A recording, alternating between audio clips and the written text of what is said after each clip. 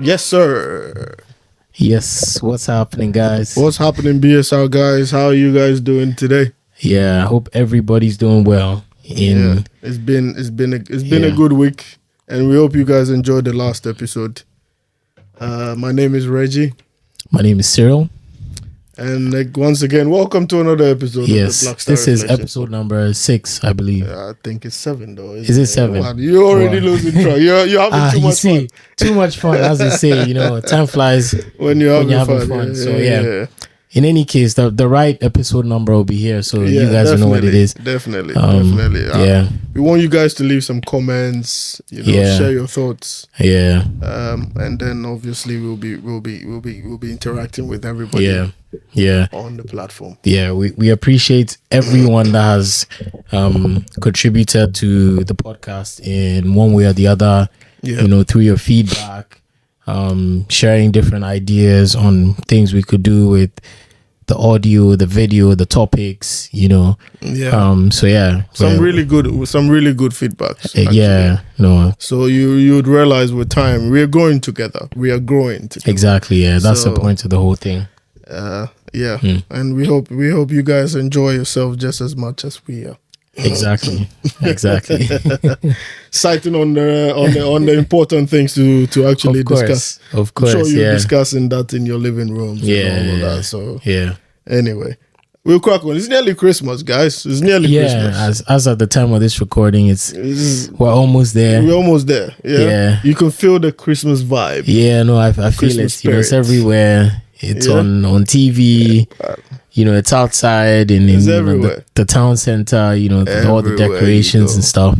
It's brilliant, actually. It gets you in that zone where you feel like, it's Christmas. Yeah. I don't know how it happens. It's November, you feel like, it's nearly Christmas. But then once you're nearly there, you start to feel the decorations, the songs on the radio, that kind of stuff. And then in Ghana, where we have originally come from, obviously it's the music and the weather changes as well. You get the Hamatan vibe, and then your lips start to crack and that kind of stuff. Hamatan is like our winter. Our winter. That's exactly what I was gonna say. It's our winter. As Reggie said, like the weather gets dry and a bit chilly, and and everyone has to double up on the lotion and the lotion and what's it called, the Vaseline.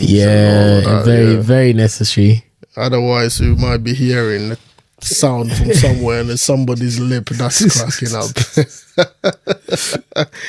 Fun times. Anyway, it's good. But it's traditions with every country, isn't it? Like even in England, there's a tradition. It's like a set. Kind of tradition. You were telling me about the dinner you had recently. Because as with most places, you have a Christmas party, and then there's like Christmas dinner and all of that. And then we had both. Well, I had Christmas dinner at an event that I attended recently. So that must have been in November, towards the end of November, and then I had Christmas dinner there, traditional English Christmas dinner, and then I had the same just this past week at work as well. So it was quite nice to see that this is the typical thing. They have potatoes on there, they have turkey. Turkey seems to be like the main thing. I think in America it's on Thanksgiving that's turkey, but here it's mostly in Christmas. Well, that's good. Yeah, it's quite interesting. Every place has their own sort of traditions. It is. Because in Ghana, it's quite different as well. It is quite different. You definitely need a fowl. It's what I was telling my one of my colleagues at work. And then we're talking about different Christmas traditions. What we do back home in Ghana. And, saying to them, sometimes we have pastries, blah, blah, blah. But the main thing is, people have like chicken and then some kind of dish. Bruv, you need the chicken and the jollof or chicken with the fufu and all of that, which is actually what you need. Which is it's like the traditional dish. It's a traditional thing.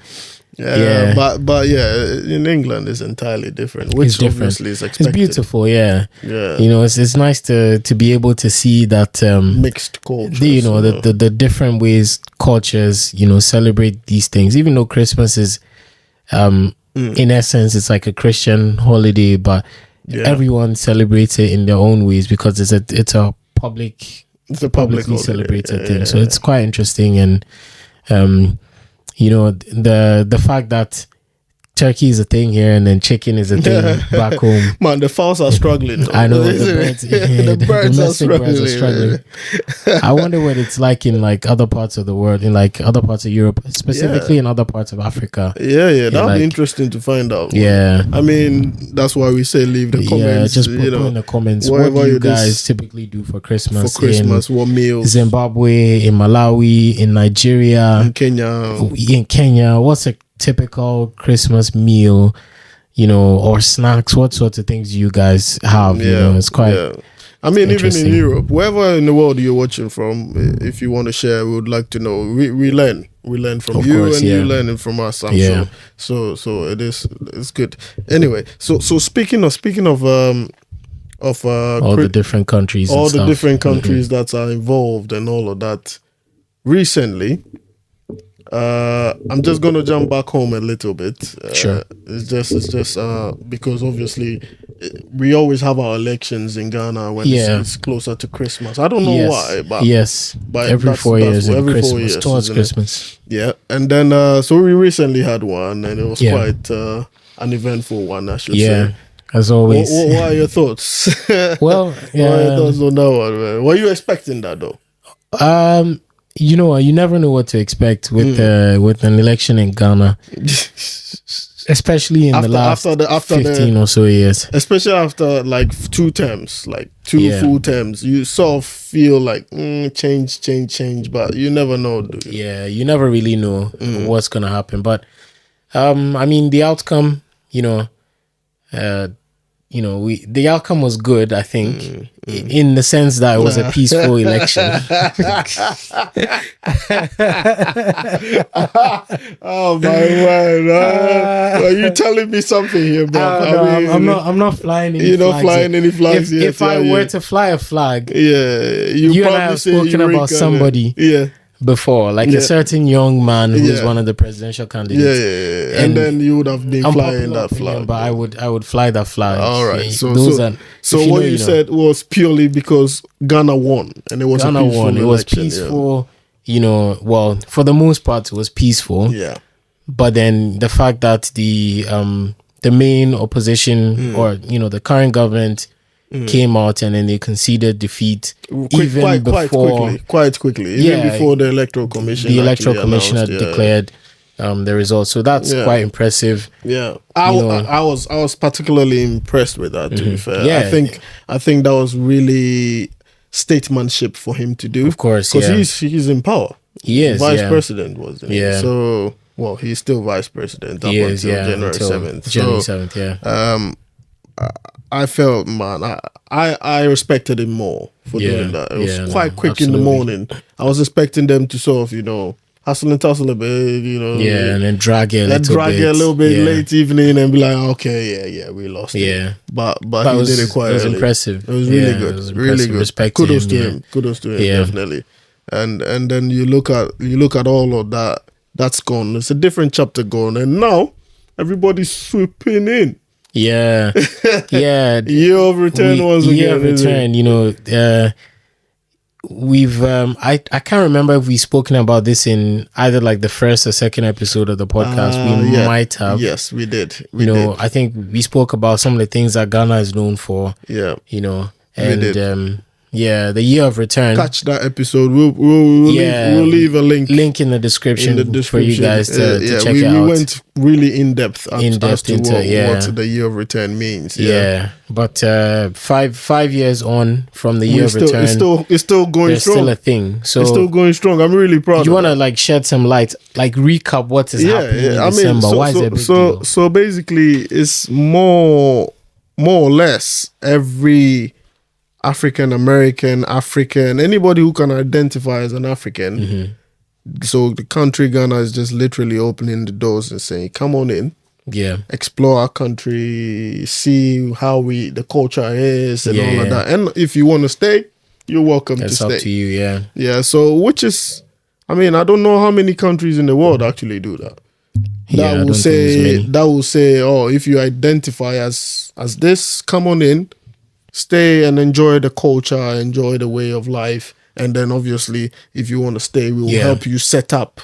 Yeah, which is I think is really commendable, isn't it? Yeah. So that's one thing that government did that I was really proud of that. And then 5 years strong, like you said, it's still going strong, isn't it? Yeah. I mean, some of us in the diaspora go back to enjoy the moment with those who are actually coming in for the first time. Yeah, and experiencing and then it's a good experience. I mean, I've spoken to a few friends of mine that have actually experienced the moments, like because I think one of the years they also did that thing they do in Portugal a lot was the Afro Nation, that infused with the so it's Afro Nation Year of Return, Ghana, and that was huge. What used to be called Afrochella, which is now called Afrofuture. Afrofuture, yeah. So it's a big festival. It's huge. So our own version of Coachella, Glastonbury, all those big festivals. So that's like our own version of it, which is brilliant, man.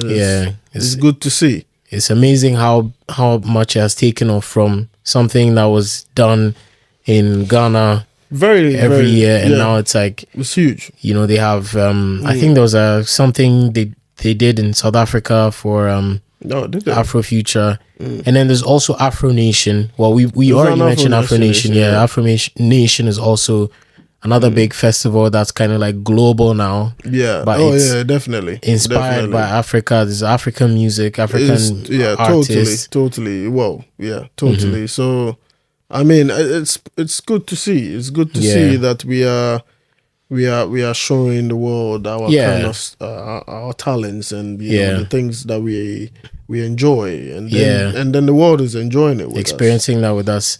I think we're at a very important point in history where for, I don't want to say for the first time, but it's so much cooler to be African. It has always been. Don't get me wrong, it has always been. But now Africa is kind of like being presented on a global stage as ourselves, what we are. Our music, our culture, our food, our clothing, our fashion. Like there's brands like Daily Paper, streetwear, but it's still African inspired. There's like a lot of stuff. These guys are pushing. They are pushing to the limit. And then you have icons like rest his soul, off the wall. Virgil Abloh, R.I.P. Virgil. Yeah.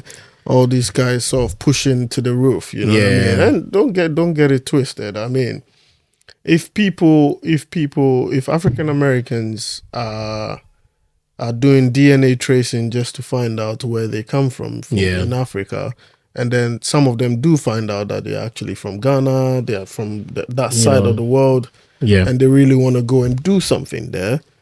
The identifying themselves alone with that side of the world is the first step, of course. Making a change is another step. And obviously coming in there and saying, look, this is me now, and I want to live here, and I want to do something here, create a business, employ people. I respect fully people integrate into the I respect those who do that. I respect those, and I think personally, like those of us in Africa should be able to travel freely within Africa to experience ourselves. What other people are coming to. We should be able, because we for a long time, I feel there's been a silent competition between African countries where people feel like, I'm Sierra Leonean, I'm the best.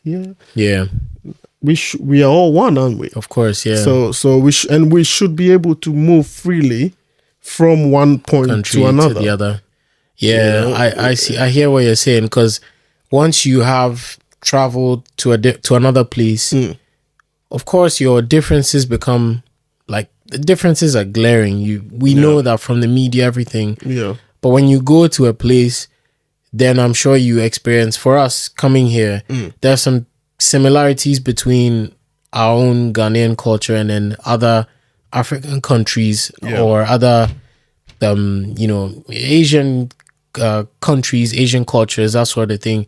So I imagine it must be on a bigger scale, actually going to a different African country, seeing what life is like over there, 100%, and experiencing it for yourself. 100%. Because think about it.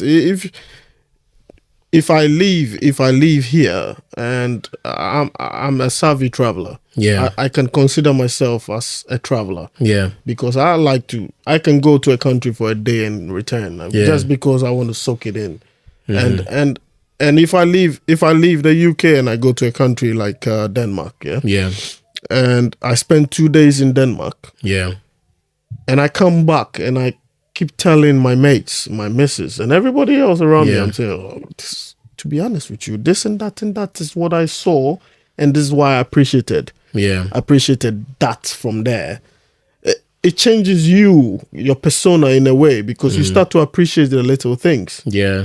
Or you start to then push to appreciate what you have, or what they have, and then you have to let the country pass through you to experience it, and that's why there's a saying called "travel and see." It's not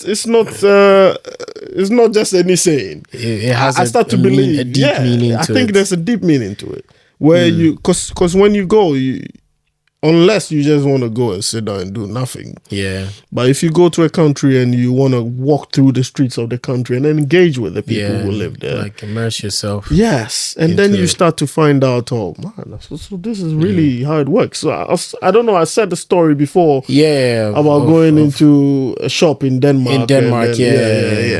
And then obviously that experience alone made me feel quite different. Yeah. Because it kind of like expanded your worldview a little bit. Literally, because to be fair, they are living good life. They are living a good life down there.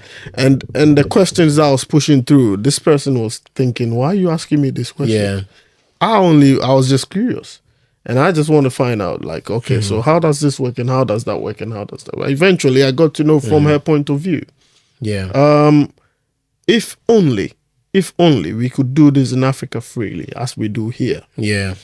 I think there will be more eye-opening stuff and more exploratory stuff coming through from that. Because if you're Ghanaian, for instance, and you want to go to a country like Namibia or South Africa or whatever it is, as far as I'm concerned, you need to get a visit visa. Yeah, for why? It's insane to think that crazy.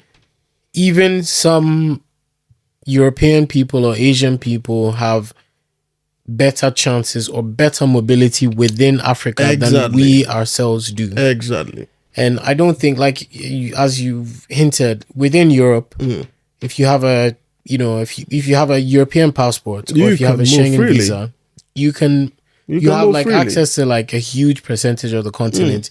You can take the train, you can drive through it. You can go under the tunnel into the sea. Literally, it's insane. It's ridiculous. And I think these sorts of things, besides the tourism aspect and stuff, it also encourages people to like to go and study in other countries, because what better way is there of exploring a different country than going out to study in there, soaking yourself in, immersing yourself in. It's beautiful. It's amazing. It's amazing. I kid you not. And I think that's one of the things that the leaders in Africa should be working towards. I was watching a video quite recently about the freedom of movement that they really want to pass. Within Africa. Oh, okay. they actually initially passed something that was more freedom of movement of goods, I think, trade. Yeah. And then now they want to do like a freedom of movement. For people. Yeah. Which I think it's gonna be brilliant, to be fair, because if I want to learn more about Tanzania, I should be able to travel to Tanzania freely. Yeah. For 2 days or 3 days or whatever it is, and just soak it in. Yeah. Just with my passport, my Ghanaian passport. I say, man, I want to come to here, and I should be able to fly here. I shouldn't be flying from England on a British passport to go to Tanzania freely. Yeah. It's whereas my Ghanaians are a bit not able to explore their own African states, but it is one of those things. Yeah. But then again, to be fair, the flights are expensive. Have you checked the flight from Ghana to Sierra Leone? I haven't. You will be surprised. I've never looked. Bro, you will be surprised. Sort of like the price range? The last time I checked, so I was checking a flight from Ghana to Cape Verde, and it cost close to $1,200. Yeah. How many hours would you approximately? There is no direct flight from Accra to Cape Verde. Yeah. Why am I not surprised? Yeah. So you'd have to go through either Sierra Leone, Freetown, or Liberia or whatever. Actually, and from there to Cape Verde. Why? Yeah. It shouldn't be the case, really. Is that because we don't have, well, at least Ghana doesn't have our own airline, our own national airline. Yeah. We don't have one. But is it because, I don't know, let's just say off the top of my head, I can say most African countries don't have their own national airline. Quite a few do. Because, not a lot because we have we Kenya, have 50 odd countries. Yeah, 54. But we can count the airlines that we go. We go Ethiopia and Kenya. South Kenya. Africa. Namibia. Rwanda. 5. Air Morocco from Morocco. Yeah, Morocco. Egypt Air from Egypt. Yeah. Air Tanzania is actually doing only African countries. Okay, so that's still good. It's still good. And I think there's 2 more that are doing African countries. So like in regional, terms of the country specific airlines, but there are other private airlines doing African countries. But I think we can do more. We can actually do more than that, because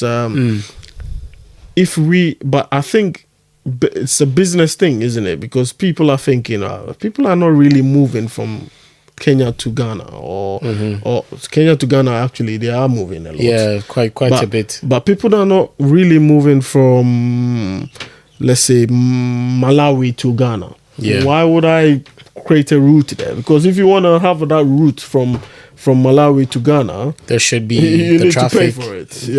Yeah, traffic to be able to pay for it. Pay for it, own it, and then you can then run that line. Yeah.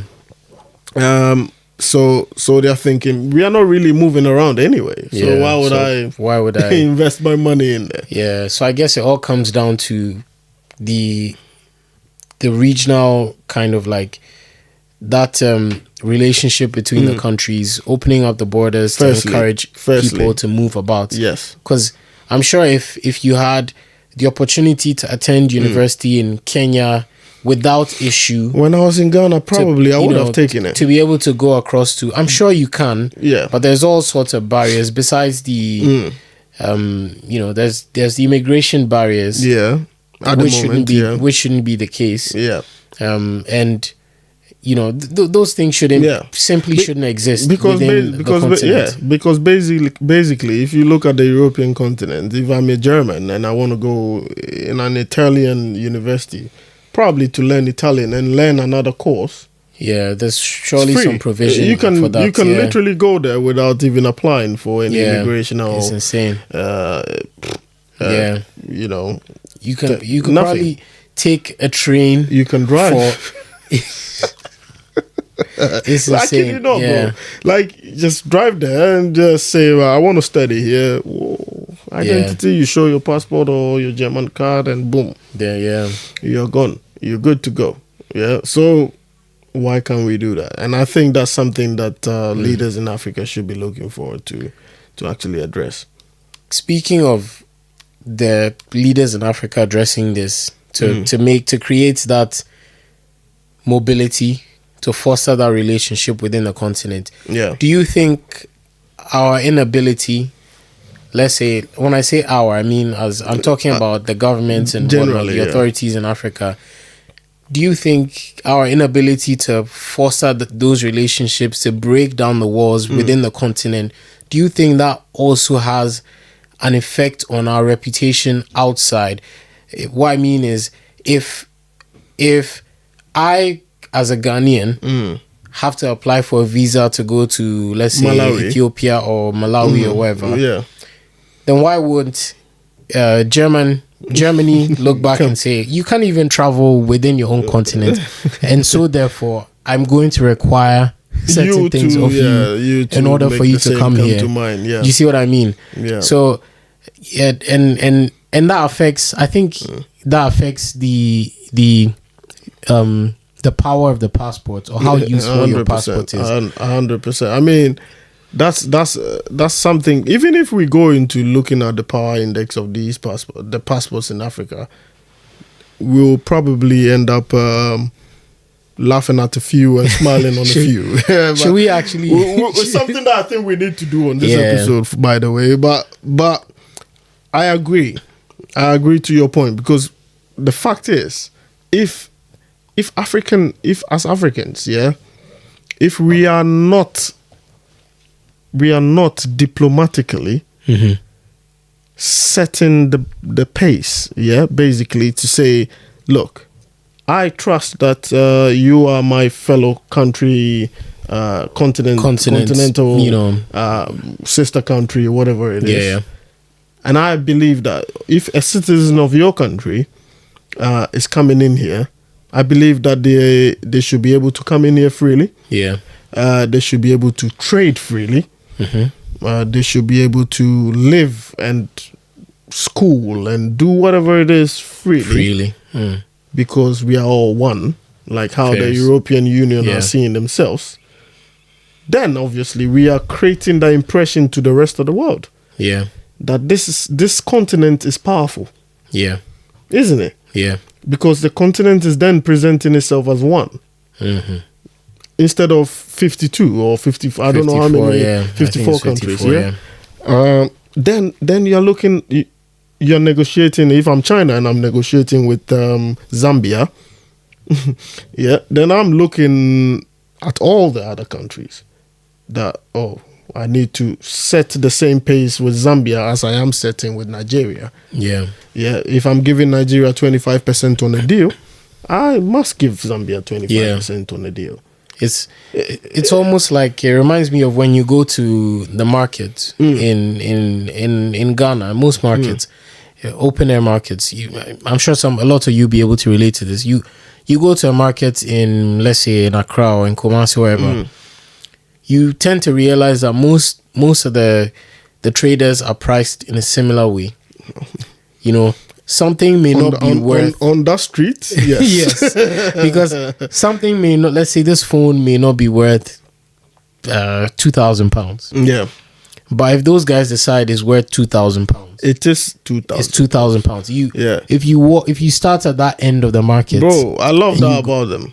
It's £2,000. It's 2,000 everywhere. If you go Tiptoe Lane, and I'm sure most Ghanaians will know where Tiptoe Lane is. Yes, sir. Yes. Many memories from Tiptoe Lane. Yeah. If you go Tiptoe Lane and you want to buy an iPhone, bro, if you want to buy an iPhone 15, there are 55 of them or 100 of them on that lane. Yeah. If they say 4,000 at the first one, it will be 4,000 at the last one. So you might as well just stand there and bargain. Yeah. There's no point. Moving down the line, and because they've already seen you coming. It's like, why are you coming? You should have come all the way to me, and I would have told you this, and we could bargain, because everybody else will tell you the same thing. And side note, the funny thing is, you might speak to a guy somewhere in the market. He says he doesn't even have it in stock. So I've got it. He said, I've got it. It's 4,000. Because he knows. He knows, yeah. He knows that all these guys will give it to me for 3.8. Yeah, so I'm gonna sell it to you for $4,000. And imagine if we were able to sort of like replicate this thing on like a national scale. That's what where I'm saying. If a different country came in, if a different country striking a deal, they say, look, we'll build this border, we'll build this harbor, factory or whatever. Yeah, but we'll take 75% for 10 years. It's our money. We'll take 75% for 10 years. After that, it's all yours. Yeah, it's a deal. It's a good deal. It's a good deal. And you could even do something like as an agreement. You have to employ. I think some countries have these type of clauses. You have to employ, let's say, at minimum 60% of your workforce must come from Ghana, and then you can say, if you're going to bring foreign workforce, they must be from within this region in Africa. Yeah, that is like looking out for your neighbors and your sister countries, and say, look, I need that's what I'm saying. Basically, if we are going as a collective, we are more powerful. We are more powerful than Zambia dealing with China by themselves and Ghana dealing with China by themselves, and then everybody's getting a different quota to what they are meant to be actually, or what is deserving. Because if the AU meets, then the AU can say, look, this is our target for this year. We want to be doing this year. And then everybody would have to follow it. Instead of, we meet, we listen. We go say in Parliament and then something changes. No. That shouldn't be the case. We should have like an AU parliament, like the way we have an EU parliament. Do they not have one? No, there's no parliament for really. EU, I thought we did. We have heads of states meeting, or representatives of heads of states meeting up, and then discussing current affairs and stuff that we need to discuss. But it's no parliamentary making decisions on behalf of the entire continent. So every head of states then goes back to their own parliament and say, look, based on the AU meeting we had here, we need to promote a movement of people. I need you to vote. And then South Africa will say, nah, man. Yeah, it's a shame. And then maybe Nigeria will say, nah. Yeah. And then that's where the problem comes, because obviously some countries are vetoing. Yeah. And they're saying, look, no, this is not going to work for us. Might work for them, but not us. But we are one, though. Yeah.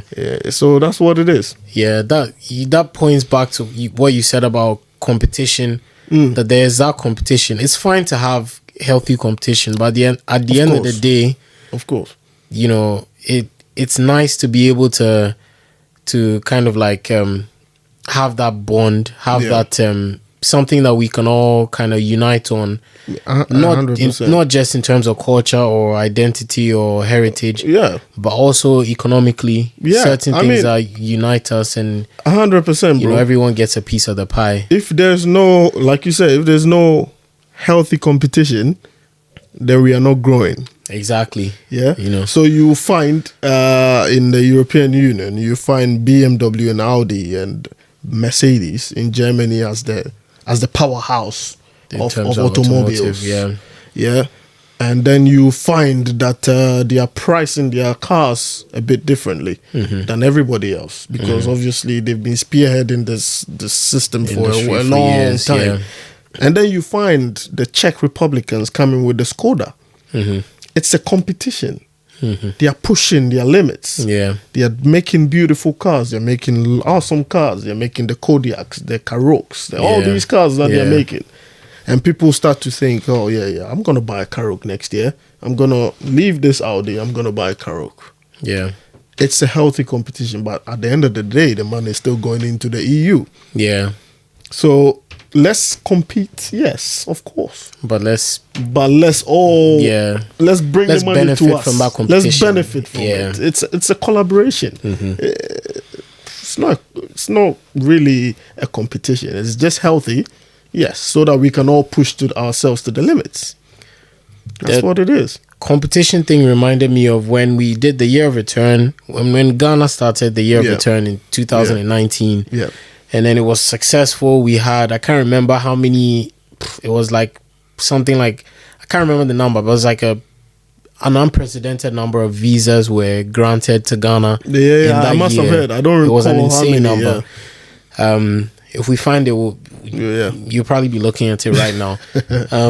Check. It's actually fact-checking ourselves. You know, that's what we like to do here. Yeah. As you guys know. So the following year, Nigeria also started a similar thing. Oh, did they? They tried to. I forget what it was called. I never heard of it. A similar name to the year of return. Okay. I can't remember. Gate or something. I'll put it there if I find it. Yeah. But how did that go though? Well, I haven't heard anything, so I'm sure it didn't really it didn't set off. People do go to Nigeria, don't get me wrong. Nigeria has the same, and in fact I think the whole Dirty December thing was like a Nigerian term. All right. And then it so happened that Ghana was doing the year of return, and then Mr. Easy, the musician, shouts to Mr. Easy. Shout to Mr. Easy. Who I think he coined the term. I might be wrong, but he kind of like, at least he kind of like drove it and made it popular. And then he brought the Dirty Rave, which is like a big concert, big festival. So it's kind of like everything kind of worked out in our favor because the government already had this push for tourism. And then Nigeria tried to do the same thing the following year. But I don't think it took off quite as the way it did for Ghana, where every year since 2019 it's been happening and it's been big. Like you literally cannot drive. If you were able to drive somewhere in 15 minutes, it will take you like 45 minutes. I was in Ghana in 2019 December. I was too. You were here? Yeah. Oh man, that's brilliant. I was supposed to meet my mates somewhere because I think, was it Burna Boy or somebody was in town. I think Burna Boy was in town. Rick Ross was in town. Like, Wizkid was in town. All these guys were here, and I was like, NSG. Man, Reg, come on, bro. I set off. I looked at the traffic. I'm thinking, no, I'm not making it. There's no way. So I just turned. I went back home. Yeah. And then I was just staying on the phone for updates, and you don't feel it's different. But I was looking at the traffic. I was not even halfway there yet. It was huge. And kudos to everybody. Yeah, shouts to everyone made it work, because it's still happening. It's still going on. I haven't been. Have you been to Ghana in December since that year? No. Have I? No. Yeah, I haven't been myself. No. And I would like to. I'd like to. Probably, man. You probably need to go and do a BSR there. You know what I'm saying? Like, yo, go do another episode in the Dirty for sure. Yeah, we should. Yeah, we should. Yeah. One of those things. Yeah, in the pipeline. Must happen. Obviously. But speaking of this passports, because we did say we were going to speak about it. I did pull it up while you were speaking. I pulled it up. Yeah. I'm guessing the number one will probably be. Who do you think number one is? Number one. Is it Germany or definitely an European country? Okay. Well, not quite, but okay. Before I start telling you who's number one and who's number two. Yeah. So the website that I'm looking at, Henley Global, I don't know. It seems, according to them, they're like the premier authority when it comes to the ranking of passports and stuff. So okay, if that counts for anything, but at least the website will be there for everyone. At least everyone knows we're not just pulling up these numbers from somewhere. Okay, so number one, is it Germany? Nah, it's not Germany. It's Netherlands? Singapore. What? Singapore. Flipping. Yeah, Singapore. Yeah, so this is 2024. So this is recent, yeah? This is, Oh, that's great. Singapore. And that gives them access to 195 countries. Flipping, that's the whole world then. Basically the whole world. Because I don't know how many countries I don't know. I don't know. I can find out. But 195 countries. 195 countries visa-free. Yep. Man, that's I don't know if it's visa-free, but I mean, I'm sure it's, think so. If not, even if there's a visa on arrival, it's still giving you access to fly there without. Yeah. That's literally like having a passport to the whole world. Well, you can fly according anywhere you to want. what I'm seeing, it says there are 105 recognized countries in the world, according to the UN. So 105. That's 105. Sorry, 195. So every country then. Every country then. Okay. All right. That's wild. That's wild. That's Okay. wild. And that's whatever Singapore had to do, kudos to them. Man. So that's huge. shouts to Singapore, yeah. I might as well just flip over.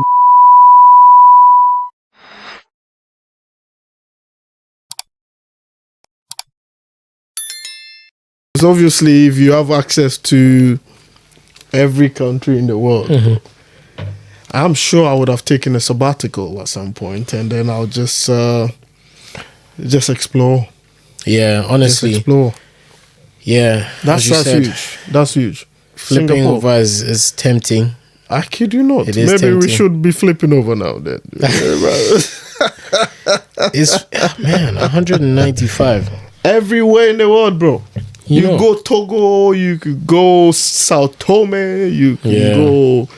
Think of any country that it's recognized. Every country. You can even go North Korea. I'm sure. Yeah. The list is quite interesting because there's. Who's on number 2 though? So number 2 is a tied spot. There are 1, 2, 3. There's about 6 or 7 people on number 2. Countries are number 2. So that gives you enough room to guess. So who do you think is a number 2? Oh, definitely Germany. I don't know why I start to feel Germany's like at number 2. Germany's there. Yeah. Who else you think is a number 2? Netherlands. Nope. Belgium. Nope. United Kingdom. Nope. United Surprising. States. Nope. Man, what's going on? Let me save you the stress. Number 2, there's Finland, there's Greece. Sorry. Finland, France, Germany, Italy, Japan, South Korea, and Spain. South Korea and Spain. Okay. Yeah. Not surprising. No, not really surprising anyway. Number 3, we have the likes of Austria, Denmark, Ireland, Luxembourg, the Netherlands, Norway, Sweden. So not Netherlands and all these guys jump to number 3. How many countries though are they? In number 3, number 2 and 3. How do you? Oh yeah. So The number country, 2 has access to 192 countries. 90. So 3 short. Yeah, and then number 3 has 191 countries. So it's still It's not very. bad. It's not the worst. You know, that's a lot. I'm quite curious to find out where do you think, where's UK though? Okay, let's see. And is it above Canada and the US and Australia? That's what I need to know. I'm just curious. Man. No shade to anyone that's watching from there though. This one's interesting. Yeah. The UK. Okay. UK is ranked number 4. Number 4. Along with Switzerland, New Zealand, Belgium, etc. All right. Giving the UK access to 190 countries. 190. So we've fallen 5 short. Yeah. That's fine. We'll take it. But it's higher than Canada. Is it? And it's higher than the US. Oh. You know, cool stuff. The American passport has kind of like always been considered like the most valuable I kid you not. piece of paper. That's what we knew. Yeah. Growing up, you feel like, man, if you probably it's valuable for other reasons, maybe not for the traveling. Yeah, probably that's what I think. The Greek passport is more powerful than the American passport. Go figure. Is it? So, yeah. Australian passport. I mean, Australia, not surprising. Yeah. Okay. But yeah, Fair Malta. So the US is 8th. How many countries do you have access 186. to? 186. And the weird thing is how, you know how I mentioned that most of the other ones were tied. They're not tied with anyone. It's just them there. Oh, for the US? Yeah, the 8th position. Okay. So quite interesting. And Canada? Canada is 187 countries, so that's number 7. So 7. So you made a good choice coming here, bro. Yeah. Welcome to the UK.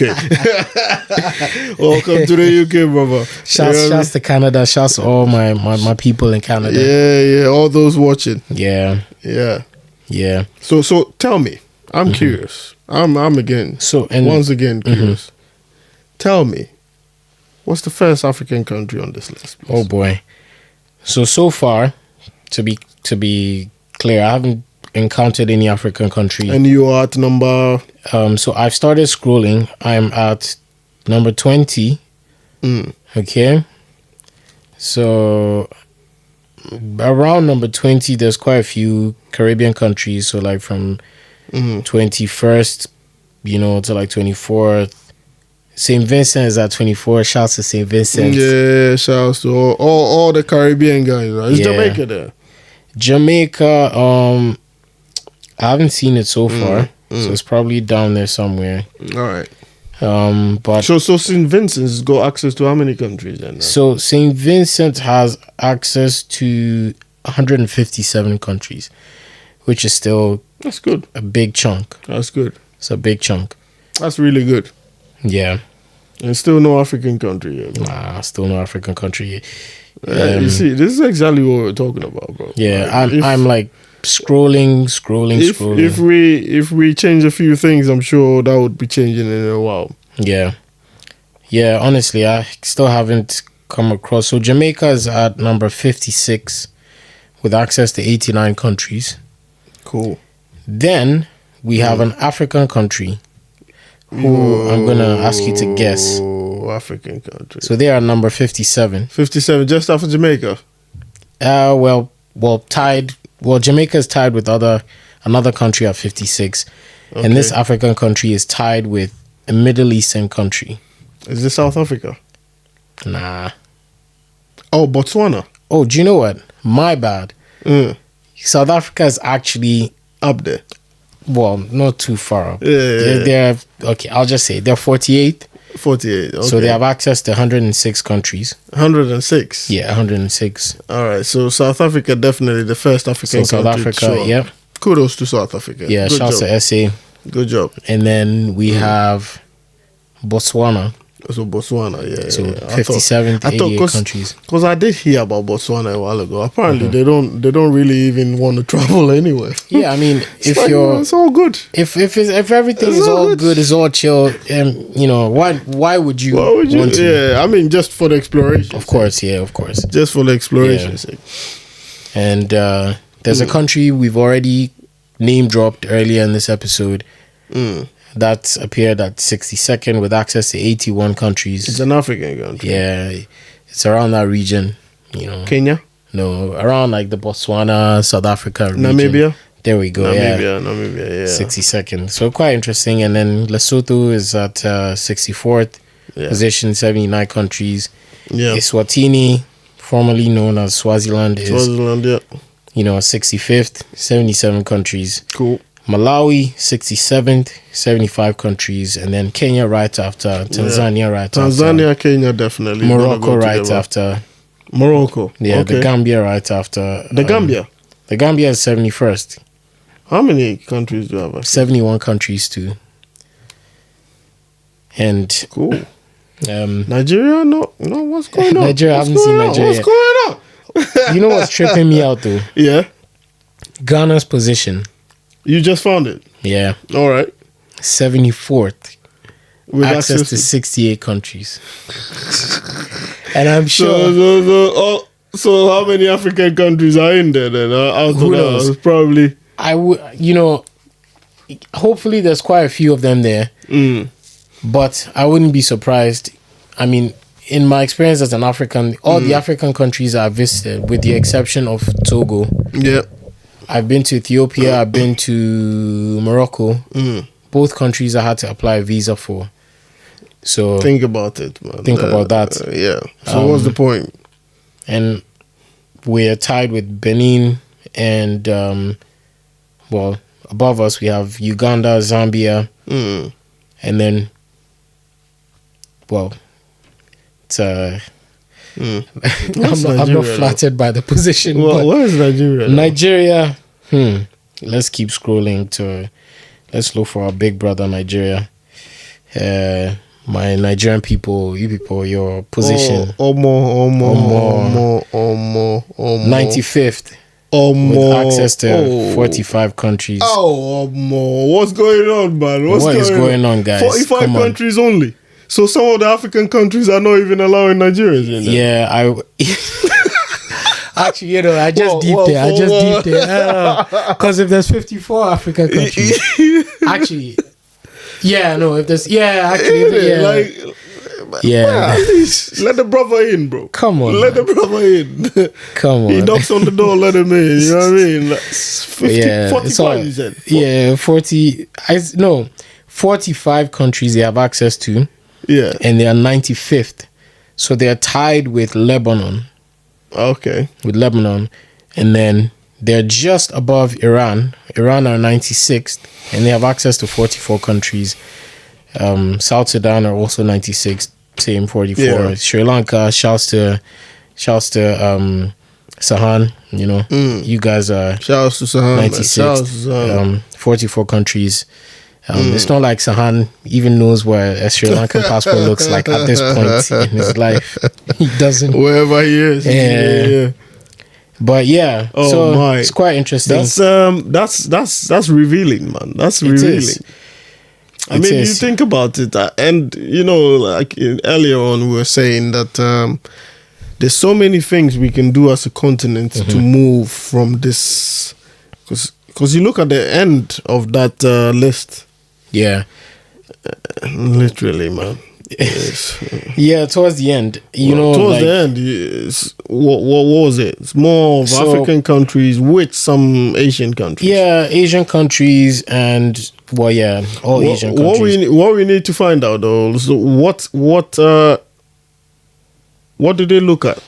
Yeah, what are they looking at? Interesting to look at to know. What is the criteria for ranking the powerful passports in the world? Obviously. Because like you said, Botswana, it doesn't really, they don't really need to be ranked. Like you said, there was an article I read a while ago, and there was about 2% of the population traveling.